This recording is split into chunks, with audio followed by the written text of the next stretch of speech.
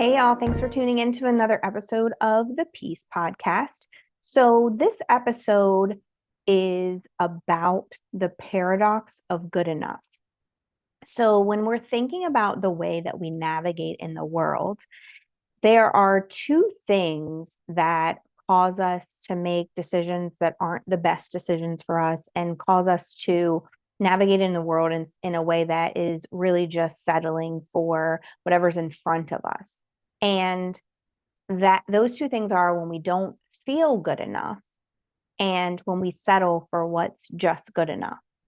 And so when you think about this in your own life, right, it's the paradox of good enough. Because we don't feel like we're good enough, that is the catalyst for settling for things that just fit into the space because, well, it's good enough. And that works with certain things, right? When you do your makeup in the morning, not really that big of a deal. It's good enough. We're going to walk out into the world this way. You do your hair in the morning, it's good enough. We're going to walk out into the world this way. Sometimes, even when you get dressed or when you cook a meal or when you do something that maybe other people are going to experience from you, the stakes are kind of low. It's good enough. The problem happens when we navigate into things and spaces and relationships with people that are high stakes, high impact, and we just settle for what's good enough. And when we do this, we operate in a space of extreme resentment. We operate in a space of extreme bitterness because we feel like internally we have this knowing that we should experience the best of what God has for us.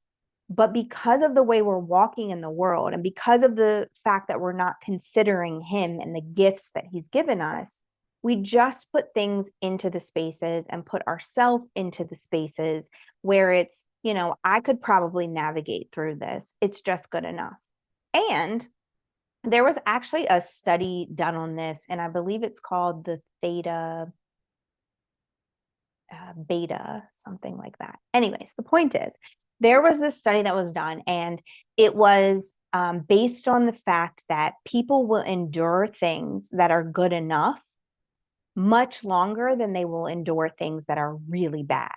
Right. So if something is really bad, if something is, defeating us in a way that feels like we can't do it anymore, oftentimes the duration of time that we will put up with that thing is far less than something that has these peaks and valleys, because we hold on to the peaks in the state of the valleys and we say, okay, well, I can endure this. It's good enough for me to continue to endure it. What happens in that space is that we never experience what's actually God's best for us because we're consistently walking in the space that kind of just fits the bill as opposed to something that we know aligns specifically with who we are. So when you're thinking about the spaces in your life, right? And I like to equate this to friendships because I feel like we put ourselves in spaces with friends and people that really aren't for us, right? So we'll tell ourselves, well, I just don't want to be alone. I want to have friends. So I'm going to go do this activity with this group of people, right? When you do that, one, you're going to feel out of place. I mean, that's just natural because it's not something that's in alignment with you. But two, you're going to know that that space isn't where you're supposed to be and that it's not the best space for you. And I can tell you that in my life, because my word of the year for 2023 was belonging, I focused specifically on what it felt like to belong. Like, what does belonging mean, right? And so I focused on what do I need to do to belong in the spaces that I'm in. Very quickly, my vision for the word belonging was shifted into you can't have belonging if you don't have alignment. Because every single time you try to belong in a space that isn't for you, you're going to feel like you don't belong. That's just the nature of belonging. It's just the nature of um, being in alignment with yourself or being misaligned with the things that are in front of you. And so when I think about this paradox of good enough, in that space where I was just trying to make sure that I had friends and that I wasn't by myself, I just had friends, right? Like I had friends who withstood the test of time. They were people who'd been around for a really long time. Um, I had people in my life that I considered friends who weren't really friends. I had people in my life who weren't cheering for me. They were, in fact, jealous of the things that were happening in my life. When I sat with myself and I said, you are a valuable person. Like you are valuable as a friend. You are valuable as your existence is valuable as a friendship and a friend in in people's lives. And you're wasting your value on places that are always going to treat you like you're not good enough. When I sat with that, and throughout this past year, it really has resonated with me more than any other because of that focus on the word belonging. I truly went from just having friends to having friends with intention. And what I mean by that is there are friends that I have now that, one, I know when I get on a call with them or when I get in a space with them, even if it's a texting thread, that they're going to get me and that they're going to fuel the fire that's in my belly. That I'm going to leave those spaces with those people feeling like my heart and soul are on fire for the things that are in alignment with me. In previous friendships, I did not feel like that. It would be like a lot of gossiping and a lot of like me feeling guilt after leaving those conversations, if I'm being honest with you, because I knew that those conversations weren't fueling the space that I wanted to be in, the way that I wanted to navigate in the world. And so when I decided you're a good friend, right? You're a valuable friend. You're a valuable person. So when you're going into these conversations with these people and you don't think that, then just having friends is enough. But when you're going into these spaces and you know your true value, then if that person doesn't have an intention in your life, you know that you've been settling for what's just good enough as opposed to what is specifically aligned for you. And I can tell you that it might mean less friends, right? So I might have less friends now than I did 2 years ago. However, the friendships that I have now are rich in conversation, are rich in intention, are rich in seeing and knowing the value of me and me seeing and knowing the value of them, to the point where when I tell you that there might be friends that I haven't talked to for months, and when we talk to each other, it's like we pick up right where we left off. That happens. But the thing that's this underlying part of it that happens is that with those people, I don't have to explain why I've been absent. In fact, those people will reach out to me specifically and be like, I know you're going through something right now. I can tell by the way that you've detached, and I'm here. Let's talk on Friday, whatever it is, right?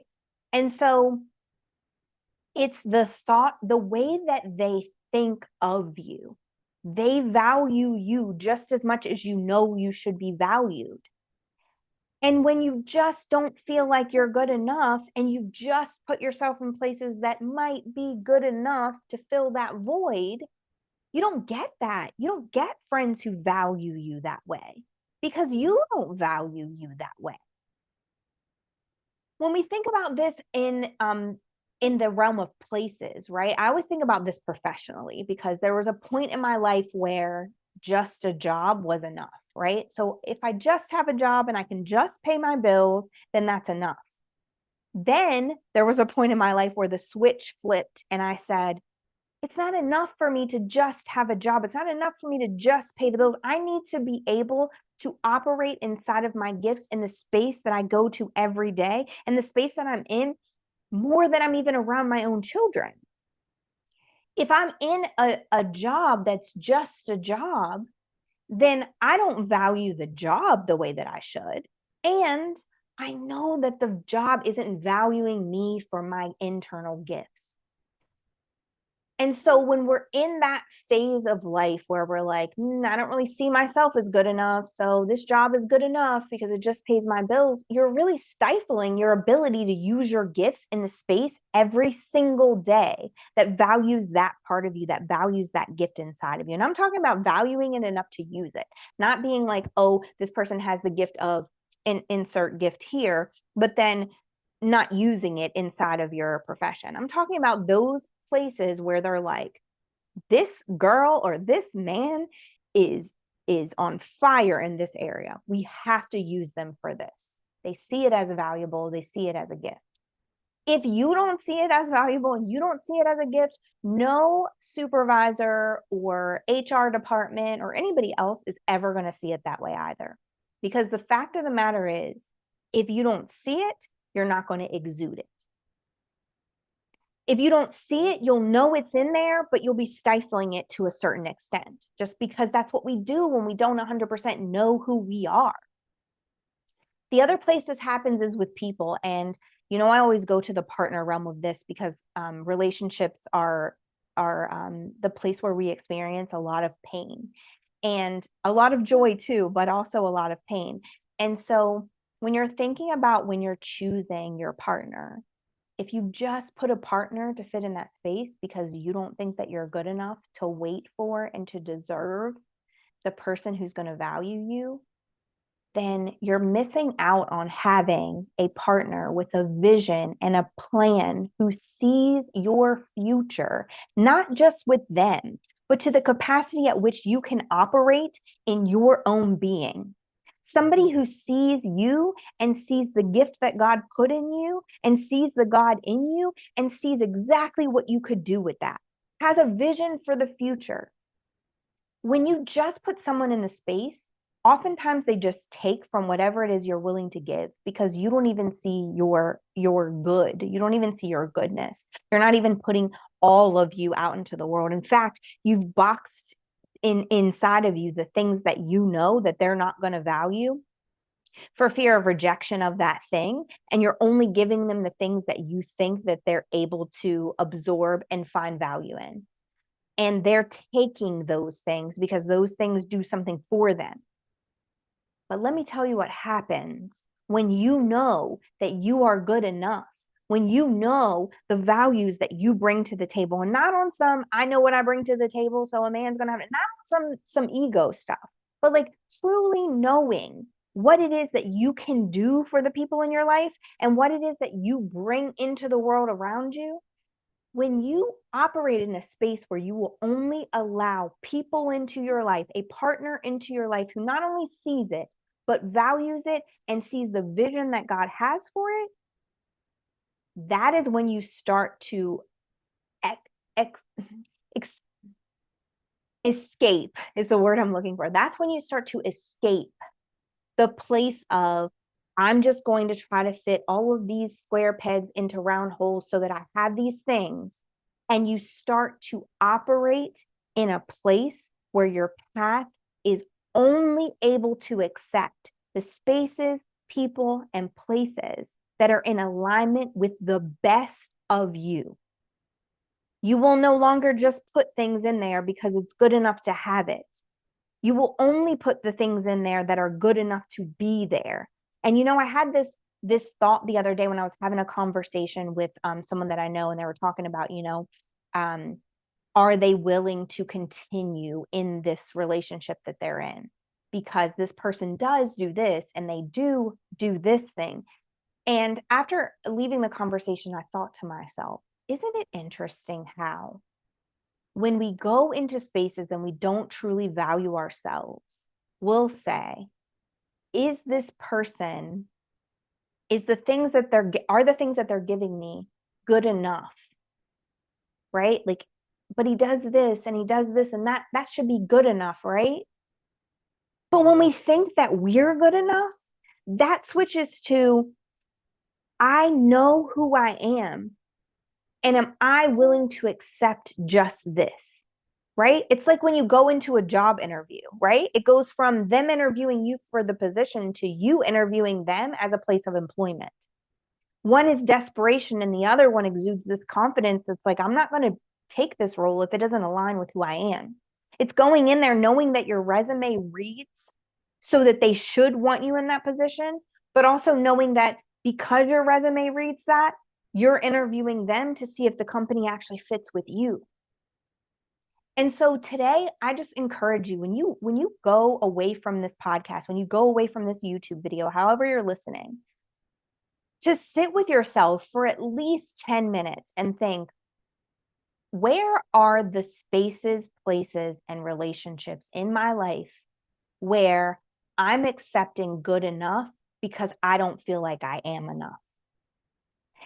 And once you take inventory of that, I encourage you to sit with yourself and determine what it is you need to do to build your confidence to a space where you know who you are, you know whose you are, you know you're not perfect, but you know that you're valuable, and you understand your worth to the point where the doors to those spaces will be closed and locked until someone walks in who is going to add value to your good.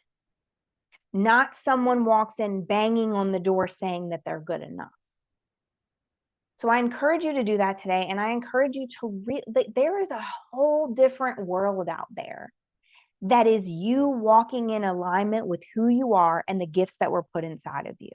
And the freedom that exists in that world, I can't even explain it to you because it's something that you have to truly experience. But my life mission is to make sure that you experience it just like I have. That you don't feel a void of loneliness and frustration because you don't have these things, because you're able to operate in the goodness that is you and know that those things will only add value. They don't create worth. They don't create value. So again, thank you for tuning in.